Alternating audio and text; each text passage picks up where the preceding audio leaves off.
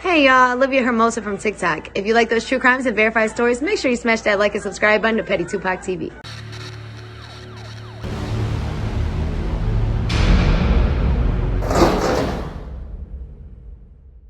First off, man, RP to the legend Kutta Keyz. That's a Pontiac rapper, Oakland County's finest.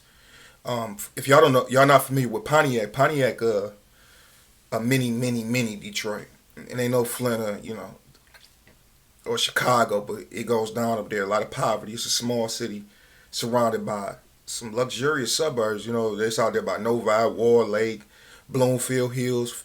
I don't think it's too far from Farmington and so on and so forth. But Oakland County, overall, that's a pretty good county. But Pontiac, they call that the eyesore, out north. But it was a rapper named Kutta Keyz. First time I heard him, I'm like, damn. The first song I ever heard from him was, I don't know why these thinking that I ain't gonna shoot. The only time I bust in the air is if we're on the roof. We mashed up in black hoodies and boots. So when them things come out, toss them, because I'm aiming for you. Oh boy, that's what I'm off when I'm mad, man. Trying to beat you to your house to hide out in your trash can. I'm chilling with a plastic Glock. As soon as you come home, I'm gonna jump out like Jack in the Box. Take you out, then it's back to the block with the hustlers trapping them rocks, man. He painted a story so vivid. And the Pontiac guys, they talk funny, man. Yeah, man. Everybody try to talk like Kutta, you feel me? They got a little accent up there, just a little bit. Some of them. He meant a lot. He meant a lot. It was a guy that took him out, though. Drug deal gone bad. I'm going to read y'all some of the stuff. Just be cool. I'm going to read y'all some of the stuff from this dude case. And I can't really pronounce the dog name. But his last name is Chennault. Okay, so it's Sylvester D. Chennault. It's funny, in prison, I be asking guys, y'all know who killed Kutta? They was like, nah, did he ever get convicted? They don't even know. So that goes to show, no matter how loved you are, and dog that did it, a beast in prison too. No matter how loved you are, it's the same thing with Black Ice Wood. Guys ain't gonna ride on you in a joint if it's the right guy. Everybody not 82 real, formerly Scony real. Everybody not him. When they see somebody that came in to smoke their man, they go smoking. Everybody not like that. Now you get backs and all that. They just, you dead. Life goes on. You feel me? You'll get an RP post maybe once a year. Guy make a t-shirt maybe the first couple years you did. That's it. I don't see a bunch of RP Blade parties or nothing like that. I don't see it. But let's go into this, man. He got good grounds to get back on appeal because nobody actually said he shot. Like at first, that didn't have any bias.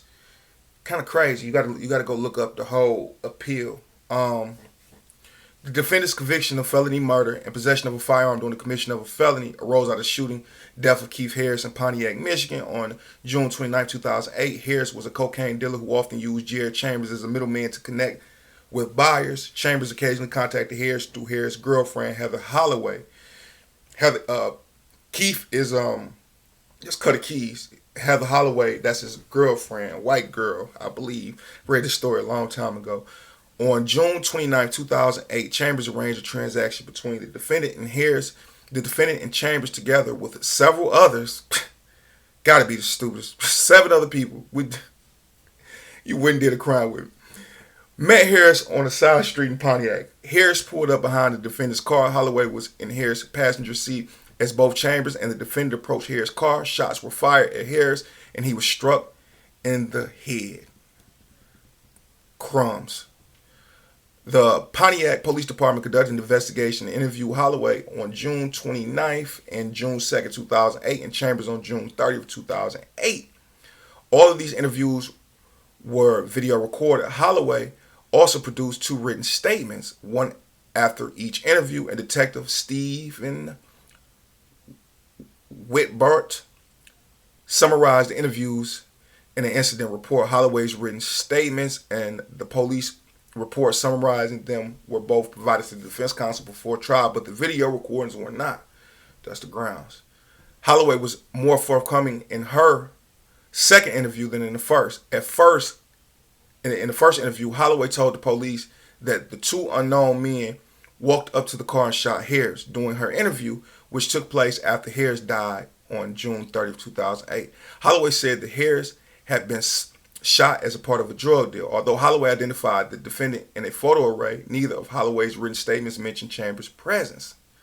According to Whitsport's report, Holloway said that she did not get a good look at the shooter, but that she could identify him. Didn't get a good look at the shooter, but she could identify him. The report also revealed that she confidentially selected the defendant's photo from an array. The defendant never denied that he was present at the scene of the shooting, and most of the facts were likewise not in dispute. The sole question at trial concerned the identity of the shooter. Only the defendant, Holloway, and Chambers witnessed the shooting, and unsurprisingly, they did not agree about what happened. The defendant identified Chambers as the shooter, while Holloway and Chambers identified the defendant. Bunch of telling on each other, cool, get up out the situation, but this looked like good grounds for appeal to me. Don't go to the joint. Don't think you're going to get some time. And you know how the boys be, they geek you up to go to trial. Yeah, I'm going to trial. I'm going to beat trial, but be back out. Come back like, I got 35 years, man. I got 40. I got natural life. Oh, you'll get back on appeal. Yeah, man, I know. 40 years later, you looking up. Damn, I'm 60 years old, still here. Listen to me, my baby. There was no physical evidence to tie either the defendant or Chambers to the shooting. The defense theory was that Chambers shot Harris and that Holloway identified the defendant as the shooter out of fear of Chambers. Theories. On the last day of trial, the prosecution called Whitboard as a final witness. When questioned, Whitboard was surprised that Holloway's second written statement did not confirm that she mentioned Chambers and was confident that the video recordings would verify his recollection. He was also surprised to learn that the recordings had not been provided to the defendant. On March 11, 2010, the defendant was convicted of felony murder and felony firearm. They got him on open murder, same case, but got life, elbow. On April 13, 2010, defense counsel filed a motion for a new trial and requested a copy of the interview recordings. Later, counsel amended the motion to add claims of ineffective assistance of counsel and prosecutorial misconduct regarding the failure to provide the recorded statements. There was no dispute that the defendant never had the recordings. The defendant never had the recordings. Him or his lawyer never had these recordings. What? He's still in prison, level 5. Let's see what the final conclusion was of this. If they got it on here, let me see what it is.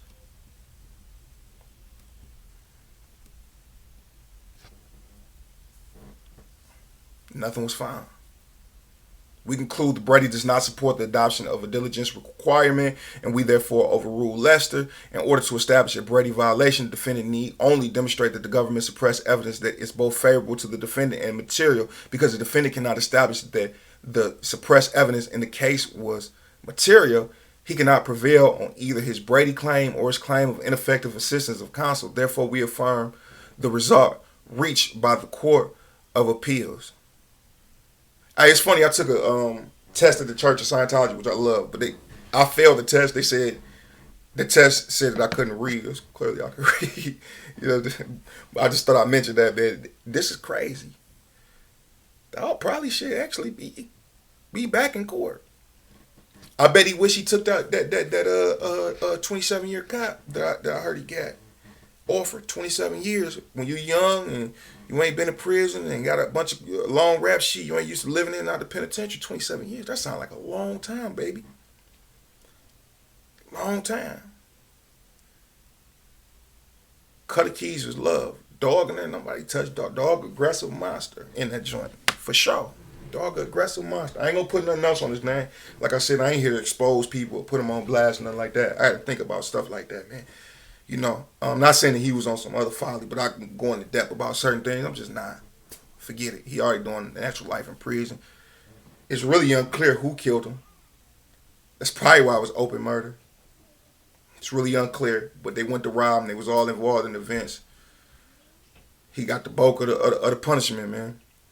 Peace and blessings be upon y'all. Big 5.